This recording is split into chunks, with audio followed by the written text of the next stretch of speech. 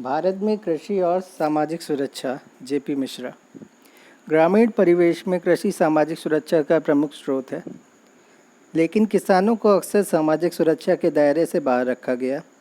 यह उल्लेखनीय है कि हाल के दिनों में सरकार ने कई पहल की हैं, जिसने किसानों को सामाजिक सुरक्षा प्रदान करने में बहुत योगदान दिया।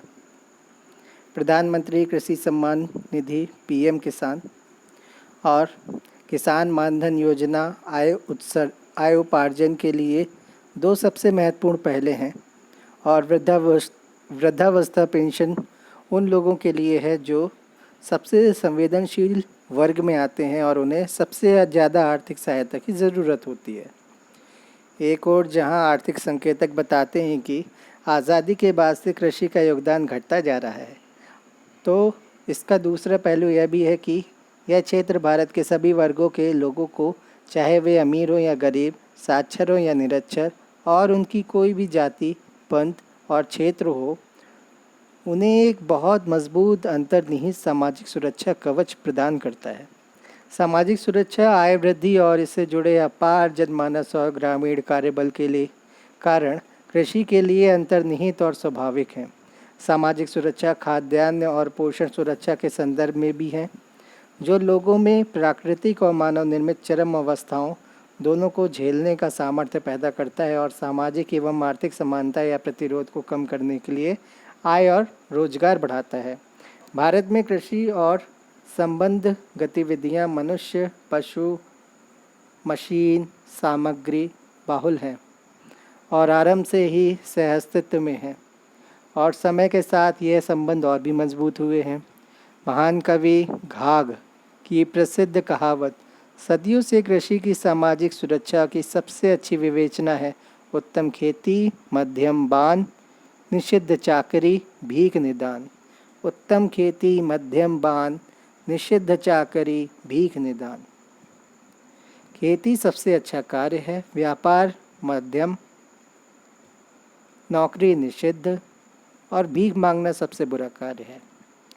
लेकिन कई चुनौतियों के कारण कृषि समय के साथ कम लाभकारी और कम लुभावनी बन गई, और इस रुख को पूर्णतया बदलने के लिए इसमें परिवर्तन लाने की आवश्यकता है। ग्रामीण परिवेश में कृषि सामाजिक सुरक्षा का प्रमुख स्रोत है, लेकिन किसानों को अक्सर सामाजिक सुरक्षा के दायरे से बाहर रखा गया। यह उल्लेखनीय है कि हाल ही के दिनों में सरकार ने कई पहल की हैं, जिसने किसानों को सामाजिक सुरक्षा प्रदान करने में बहुत योगदान दिया। प्रधानमंत्री किसान सम्मान निधि पीएम किसान और किसान मानधन योजना आय उपार्जन के लिए दो सबसे महत्वपूर्ण पहलें हैं, और वृद्धावस्था पेंशन उन लोगों के लिए है जो सबसे संवेदनशील वर्ग में आते हैं और उन्हें सबसे ज़्यादा आर्थिक सहायता की ज़रूरत है। रोजगार और गरीबी। सामाजिक सुरक्षा के प्रमुख निर्धारक। तेंदुलकर पद्धति द्वारा 2011-12 भारत सरकार 2014 के लिए अनुमानित राज्य स्तरीय गरीबी रेखा पर आधारित गरीबी का अनुमान और 2011-12 के उपभोक्ता व्यय सर्वेक्षण आंकड़ों के आधार पर रोजगार से पता चलता है कि ग्रामीण भारत के 54.3% परिवारों को स्वरोजगार के रूप में या अनियत मजदूरों के रूप में कृषि क्षेत्र में रोजगार मिल रहा है। इन परिवारों में गरीबी दर कुल गणना की का क्रमशः 19% और 40% है, जैसा कि चित्र 1 में दर्शाया गया है। ग्रामीण भारत की आबादी को देखते हुए, जो भारत की आबादी का 65% से अधिक है, यह एक बड़ी संख्या है। इस आबादी के लिए सामाजिक सुरक्षा का कवच एक मुख्य आवश्यकता है। कृषि और गैर कृषि गतिविधियों में दिहाड़ी मजदूरी करने वालों के लिए रोजगार का वैकल्पिक स्रोत प्रदान करना और कृषि में स्वरोजगार में संलग्न लोगों की आय बढ़ाना भी ग्रामीण कृषि क्षेत्र के सतत विकास के लिए महत्वपूर्ण है। माननीय प्रधानमंत्री के आत्मनिर्भर भारत की परिकल्पना को साकार करने के लिए कृषि योजना और विकास में बृहद परिवर्तन की आवश्यकता है। यह अधिक महत्वपूर्ण और आवश्यक है क्योंकि 1951 में कृषि श्रमिकों की संख्या कुल ग्रामीण आबादी के प्रतिशत के रूप में लगभग 69% से घटकर 2014-15 में लगभग 55% हो गई। लेकिन पूर्ण रूप से समग्र जनसंख्या में वृद्धि के कारण ग्रामीण क्षेत्रों में उपलब्ध श्रमिकों की संख्या 1960-61 में 131 मिलियन से बढ़कर 2010-11 में 263 मिलियन हो गई। ऐसा अनुमान है कि कृषि श्रमिकों की संख्या 2032-33 में बढ़कर लगभग 336 मिलियन हो जाएगी, नीति आयोग 2018 की रिपोर्ट के अनुसार।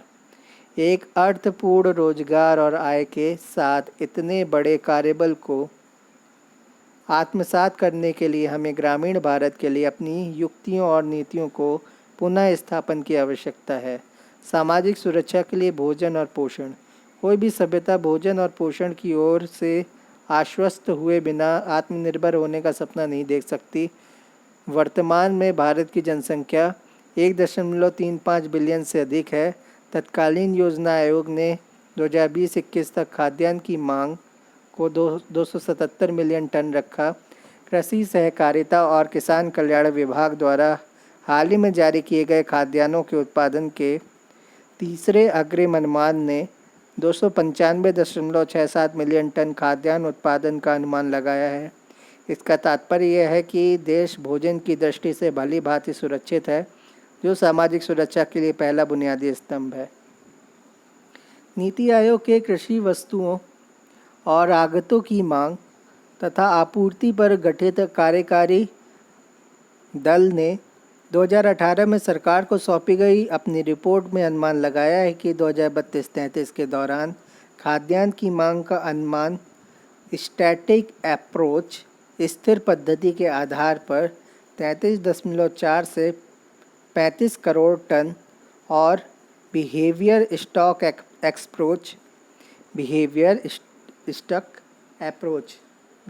स्टिक अप्रोच व्यवहार पद्धति के आधार पर 32.6 से 34 करोड़ टन होगा।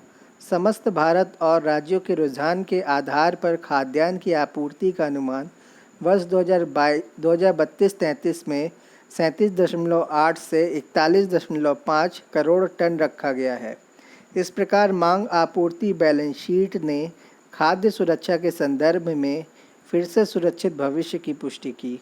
हालांकि खाद्य तेलों में बेहद कमी और दूसरी तरफ दालों में कमी हुई, लेकिन फिर भी उनके आयात से हम पोषण की सुरक्षा के लिए आवश्यक वनस्पति तेलों और वनस्पति प्रोटीन की पूर्ति के प्रति आशान्वित हैं।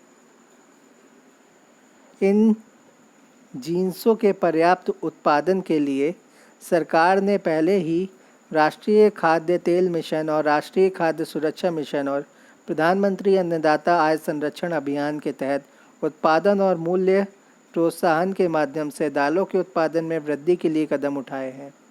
समर्थन मूल्य संबंधी वस्तुओं के उत्पादन की लागत को कम से कम 150% तक बढ़ाया गया है। सरकार ने सार्वजनिक वितरण प्रणाली के साथ न्यूट्री सीरियल्स और बायोफोर्टिफाइड फसलों को बढ़ावा देने पर भी ध्यान केंद्रित किया है, जिससे पोषण सुरक्षा हासिल की जा सके और खाद्य सुरक्षा के दूसरे और तीसरे स्तंभ यानी भोजन तक पहुंच और खरीद का सामर्थ्य प्राप्त किया जा सके। सरकारी प्रयासों के पूरक के तौर पर भारतीय कृषि अनुसंधान परिषद ICAR ने उच्च उत्पादकता के लिए 53 बायोफोर्टिफाइड किस्मों और उनके उत्पादन प्रोटोकॉल विकसित किए हैं। राष्ट्रीय खाद्य सुरक्षा अधिनियम NFSA द्वारा पेरिस समाज के सबसे कमज़ोर और ज़रूरतमंद वर्गों के बीच लक्षित वितरण असफल हो जाता है यदि किसान खाद्यान्न का भरपूर उत्पादन करने में अपनी जी जान नहीं लगाते। खाद्य तेलों में पर्याप्त उत्पादन क्षमता को हासिल करने के लिए नई प्रौद्योगिकी के रूप में नए प्रयोग और तिलहन के अधिक उत्पादन के लिए अतिरिक्त क्षेत्र के उपयोग से देश दूसरी पीली क्रांति की ओर अग्रसर है।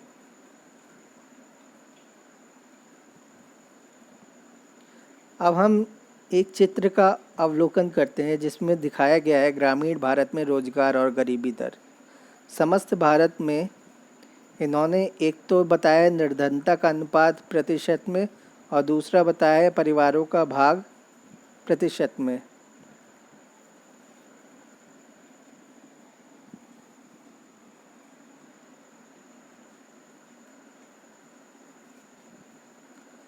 इनमें जो कुछ पॉइंट है, समस्त भारत है एक में, जिसमें 25 और 25 और 100 के अनुपात में दर्शाया गया है। दूसरा अन्य है, जिसमें 18 और 6.1 के अनुपात में दर्शाया गया है। तीसरा है नियमित वेतन या वेतन से कमाई, जिसमें 11 और 9.6 के अनुपात में दर्शाया गया है। चौथा है गैर कृषि क्षेत्र में कैजुअल श्रमिक, जिसमें 33 और 13.5 के अनुपात में दर्शाया गया है।